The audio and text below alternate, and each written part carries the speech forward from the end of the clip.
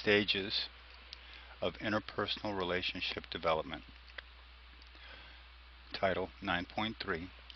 Identify and describe the stages of relational escalation and de-escalation. Although researchers use different terms and different numbers of stages, all agree that relational development proceeds in discernible stages, escalating as we become closer and de-escalating as the relationship deteriorates. The relational elevator in Figure 9.2 serves as a metaphor for this process. Interpersonal communication is the tool we use to move the relationship from stage to stage, floor to floor, and the stage, floor, we are in affects our interpersonal communication. These stages apply to all interpersonal relationships, although they are generally more obvious in romantic relationships in which people are more deliberate about becoming closer.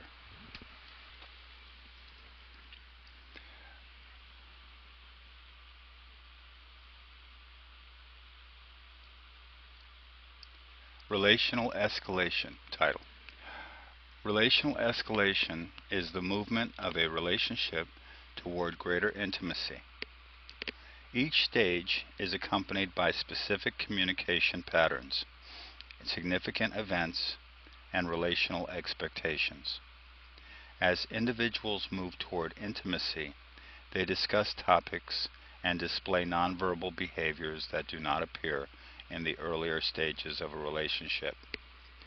Even our use of Facebook changes as the relationship escalates.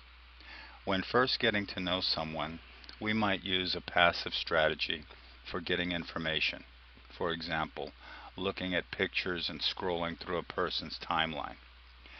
But as the relationship nears intimacy, we use a more active strategy by making Facebook friend requests of a partner's family and friends. Title: Pre-interaction awareness. End of title. As you can see in the model in Figure 9.2, the first floor is the pre-interaction awareness stage. At this stage, you gain information about others by observing them or talking with others about them without having any direct interactions. A passive strategy by which you form initial impressions. Through these passive strategies, you form initial impressions. You might never move beyond the pre-interaction awareness stage if those impressions are not favorable or the circumstances aren't right. During this stage, one person might signal his or her openness to being approached by the other, but these cues, such as smiling or making eye contact, can be misread.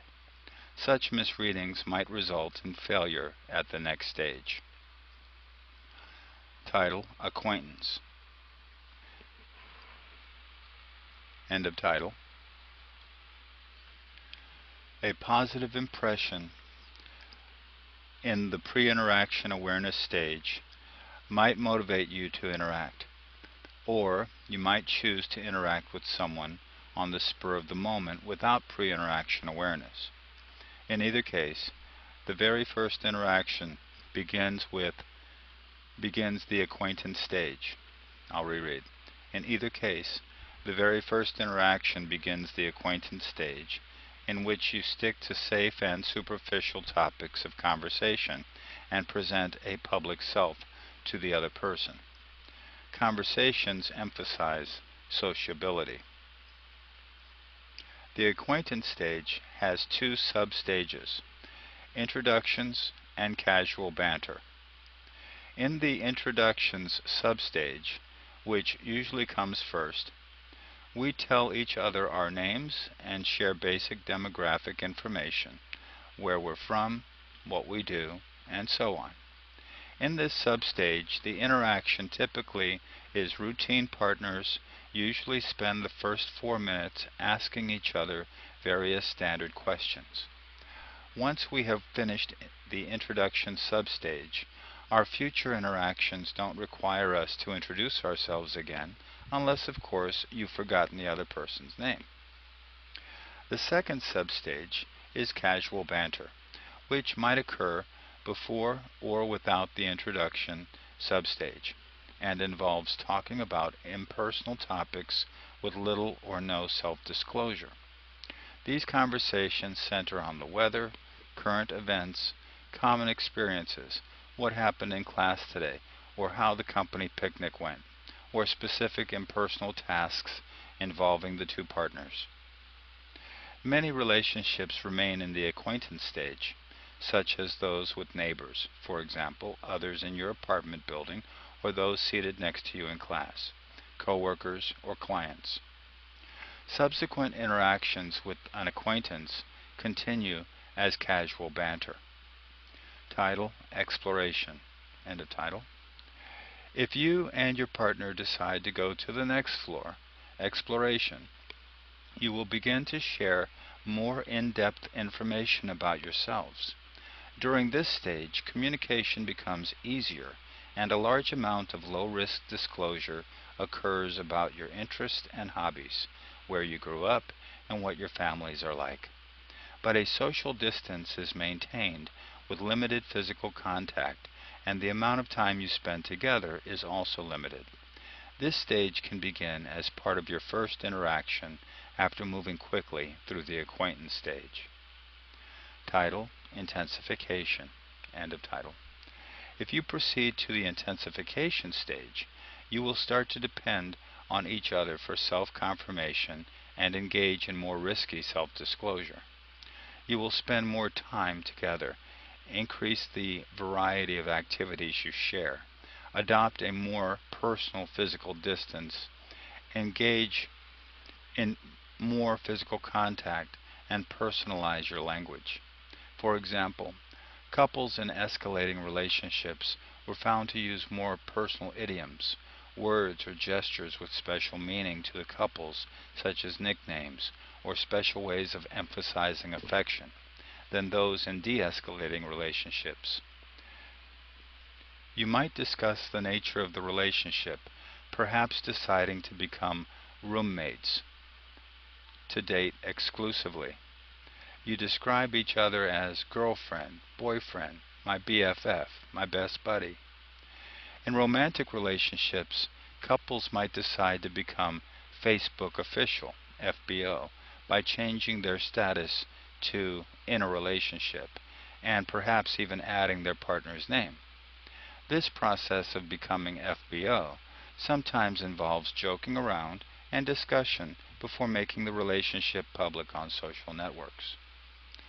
Title: Intimacy. End of title. You have probably had a friend or romantic partner with whom you can talk about anything and everything and share intimate disclosures. If so, you probably are in the intimacy stage. In this stage, partners confirm and accept each other's sense of self. Their communication is highly personalized and synchronized. Partners further develop their own language code, idioms, and inside jokes. Use fewer words to communicate and more on nonverbal cues, increase physical contact, and decrease physical distance and conversations. They define and discuss their roles in their relationship. Of course, this stage takes time to build trust, time to share personal information, time to observe each other in various situations, and time to build commitment and an emotional bond. In romantic relationships, this commitment may be formalized through marriage. Title: Relational DeEscalation. End of title. Relational DeEscalation is the movement that occurs when a relationship ceases in intimacy or comes to an end. The process of ending a relationship is not as simple as going down the same elevator you came up on. It is not a mere reversal of the relationship formation process. Relational de-escalation might involve only moving down one or two stages. When we maintain a relationship that had once been in an intimate stage, we create a post-intimacy relationship, changing an intimate romantic relationship to a friendship. Title: Turmoil or Stagnation. End of title. The first stage of relational de-escalation is turmoil and stagnation. Turmoil involves an increase in coercive conflict, use of negative tactics, and unequal outcomes. As one or both partners tend to find more faults in the other one's goals and definition of the relationship lose clarity, mutual acceptance declines. The communication climate becomes tense, and exchanges are difficult. Stagnation occurs when the relationship loses its vitality and the partners become complacent, experiencing relational boredom. Communication and physical contact between the partners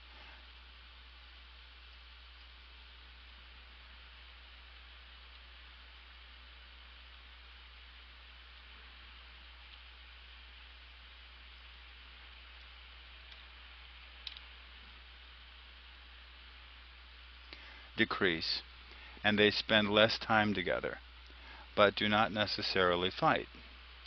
Partners in a stagnating relationship tend to go through the motions of an intimate relationship without the commitment. So, they simply follow their established relational routines. According to research, relational boredom encompasses a lack of fun, excitement, and spark, as well as feelings of being sick and tired of the partner. As such, boredom represents a destructive relationship challenge. Title: De-intensification. End of title. If turmoil or stagnation continues, individuals might reach a threshold where they move to the de-intensification stage, decreasing their interactions and increasing their physical, emotional, or psychological distance, and decreasing their dependence on the other for self-confirmation. They might discuss redefining their relationship, question its future, and assess each partner's level of satisfaction or dissatisfaction. Title: Individualization. End of title. On the next floor down, the individualization stage, the partners tend to define their lives more as individuals and less in terms of their relationship. Neither views the other as best friend or boyfriend-girlfriend anymore. Interactions are limited. The perspective changes from we and us to you and me, and property is defined in terms of mine or yours, rather than ours. Both partners turn to others for confirmation of their self-concepts. Title: Separation.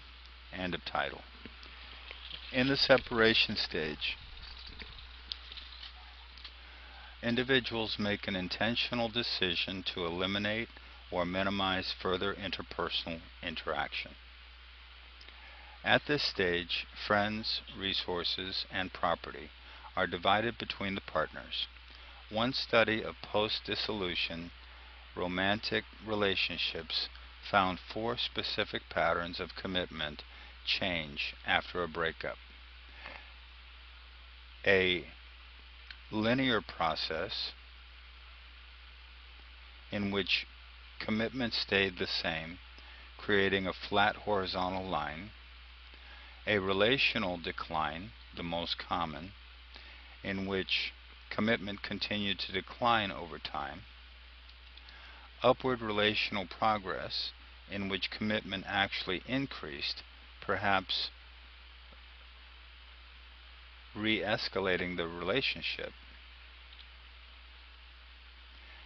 and turbulent relational progression, in which the commitment increased and decreased several times.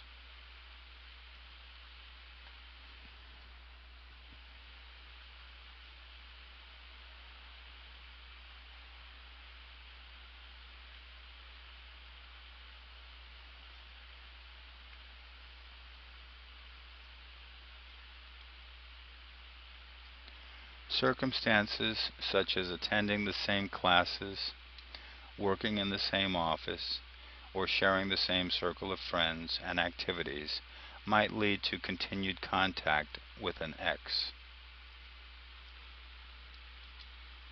Partners' personal knowledge about each other often makes such interactions uncomfortable, and they return to awkward, casual banter. Over time, each partner knows less about who the other person has become, and the acquaintance stage is reestablished. For example, even after spending just a few years away from your high school friends, you might have difficulty interacting with them because your knowledge of one another is out of date. You're back to being acquaintances. Title: Post-Separation Effects. End of title. Although interaction may cease altogether, the effect of the relationship is not over. Like something from science fiction, once you get on the elevator, you can never get off. Any relationship you begin will always be part of you. The bottom floor on the down elevator, where you remain, is the post-separation stage. This floor represents the lasting effects the relationship has had on you, and therefore on your other interactions and relationships. Noted relationship scholar Steve Duck calls this final stage of terminating relationships grave dressing, in which we try to put a positive spin on the death of our relationship. We create a public statement for people who ask why we broke up and also come to grips with losing the relationship. Sometimes our sense of self gets battered during the final stages of a relationship, and we have to work hard to regain a healthy sense of self. Principles underlying relational stages. End of title. The relational elevator provides a number of additional metaphors reflecting key qualities and principles associated with relational development. Figure 9.3 shows the path a relationship might take. The letters correspond to the various principles covered next. Principle number 1.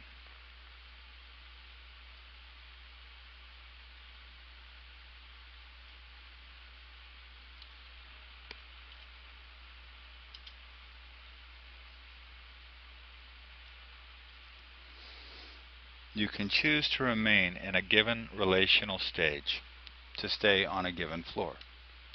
We might reach a given floor and never get back on the elevator, electing instead to stay at a particular stage of relational development, periods B and E. Such a decision is based on finding the stage where we are most comfortable in the relationship. In order to stay at a given stage, we engage in relational maintenance strategies, behaviors that maintain the same level of closeness and attraction. Specific maintenance strategies are presented in Chapter 11. Principle 2. Speed of progressing through the stages varies. Some elevator rides are faster than others. The amount of time you spend sharing information with someone can be concentrated in a few days or extended over a few years. Thus, the length of the elevator ride from stage to stage and the time it takes to reach the top vary. Periods C and F show rapid increases in closeness, while period H shows a closer increase. Generally, in reaching intimacy, all the escalating stages are experienced, but sometimes so swiftly it's hard to distinguish them. On the other hand, an express down elevator can bypass all the normal stages of de-escalation for a quick exit.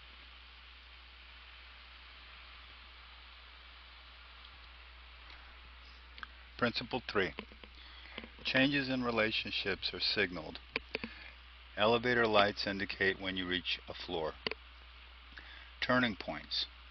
The blue dots on the graph are specific events or interactions that signal positive or negative changes in a relationship.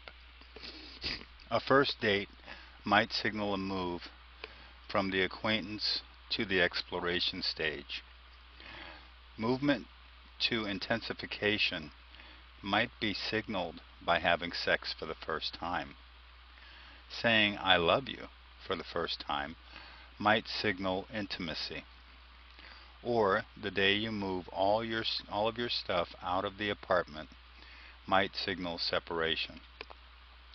Turning points occur within each stage, as well as between stages, period H.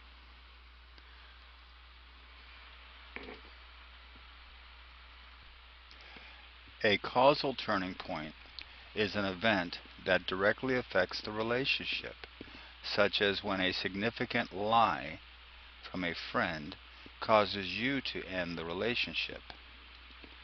Because the event caused a change in the relationship, it is a causal turning point. On the other hand, a reflective turning point signals a change that has occurred in the definition of the relationship. Receiving and accepting an invitation to visit a friend's family for the first time does not cause a change in the relationship, but it reflects a change in how you and your friends perceive the relationship. Turning points can help clarify relational expectations by stimulating relationship talk discussion about the nature of the relationship. Principle 4. Change occurs within each stage while visiting a floor. Each stage spans a range of behaviors and changes that occur before moving on to the next stage. Lots of relational qualities, I'll repeat, lots of relational qualities increase within a given stage. Trust grows, closeness increases, and commitment develops.